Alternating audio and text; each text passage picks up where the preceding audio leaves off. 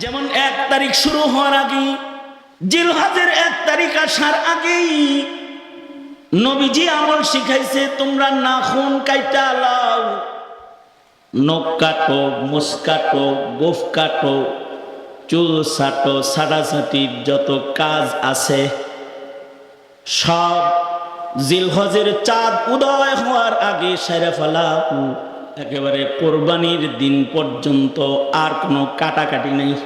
হাদিসে আছে কেউ যদি এই 10 দিন এই কাটাকাটি থেকে নিজেকে বিরত রাইখা এ আমলটা যদি 10 দিন কেউ করতে পারে, মহান রব্বুল আলামিন সে যদি গরিব মানুষও হয় 10 তারিখে কোরবানি নাও যদি সে দিতে পারে, মহান রব্বুল আলামিন এ আমল করার বদলায় তাকে কোরবানি করার সওয়াব আল্লাহ তাআলা দান করবে।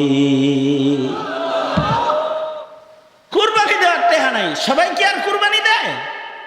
কোরবানির আমল আসতেছে 10, 11, 12, 3 দিন কোরবানি করবে, টাকা পয়সা নাই তো কোরবানি দেওয়ার মতো অর্থ তার নাই। তাহলে তুমি এখন থেকে রেডি হও, এই কাটাকাটি কইরা এই 10 দিন ছাটাছাটি কাটাকাটি মুক্ত জীবন লও, সুন্নাহ এটার উপরে আমল করো। গরিব তুমি, কিন্তু একদিক দিয়ে কোরবানি অনুষ্ঠিত হবে, আরেক দিক দিয়ে কোরবানি না কইরাও তুমি গরিবের আমল নামায় কোরবানির সব উঠায় দেওয়া হবে। মজার না? টাকা পয়সা নাই তাও কোরবানির সব জমা। মনে মনে ভাবতে পারেন ধনীরা তো কোরবানি দিয়া কোরবানি পাইলো, আবার হেরাও যদি এই কাম করে তাহলে তার ডবল কোরবানির সব হয়ে গেল।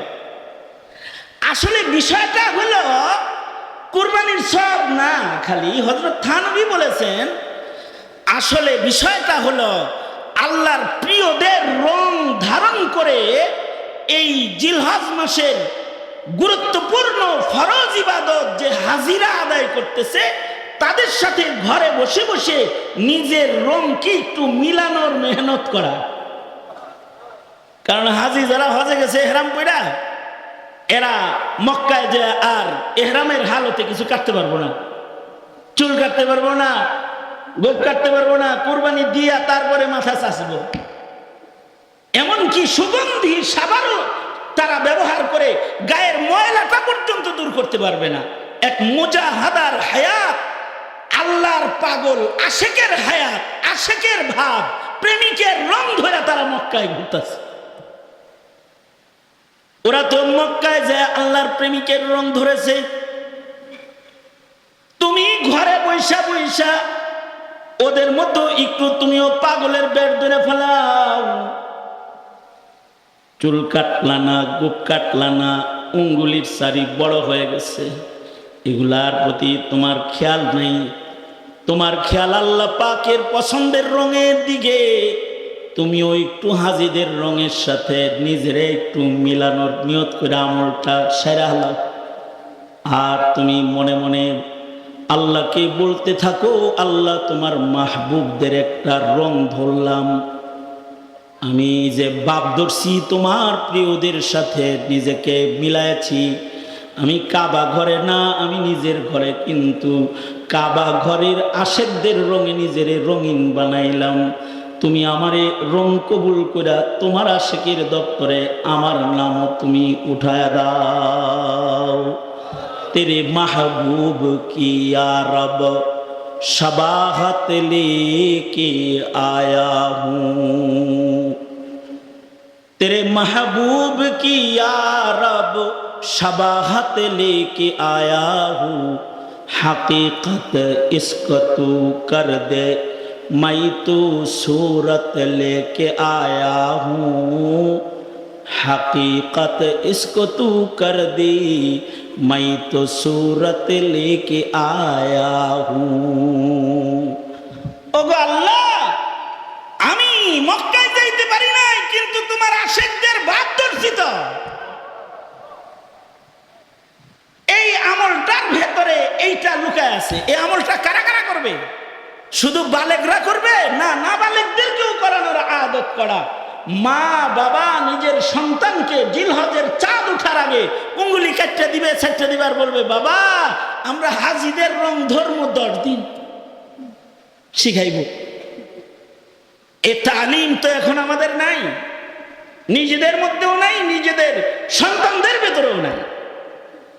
আমি আমার ঘরে আমার বিবিকে বলেছি, আমার বাচ্চা কাচ্চা যেগুলো আছে, নাতি নাতনি, এই সবগুলার উঙ্গুলি কাটবা, এই চুল মাথা চাইছে দাও এখন, যেন এই 10 দিনের মধ্যে যেন কোনো কাটাকাটি না করা যায়। কারণ আশেকদের একটু ভাব ধরো না, আশেকদের একটু রং নিজের ভেতরে আনো না।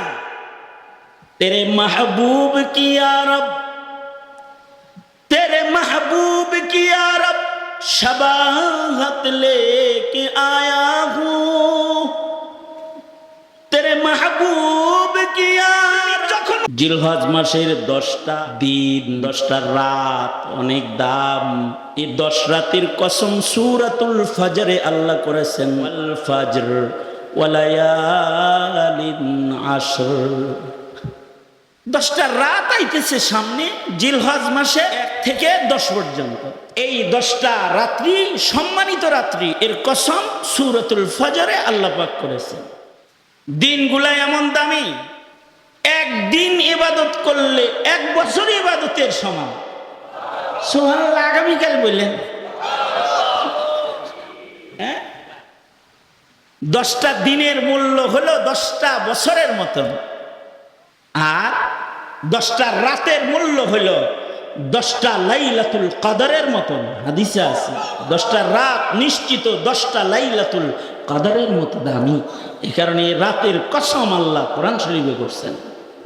এই সম্মানিত সময় যেটা আসতেছে, এই সময়ে অল্প মেহনতে আল্লাহরে খুশি করে ফেলান যায়।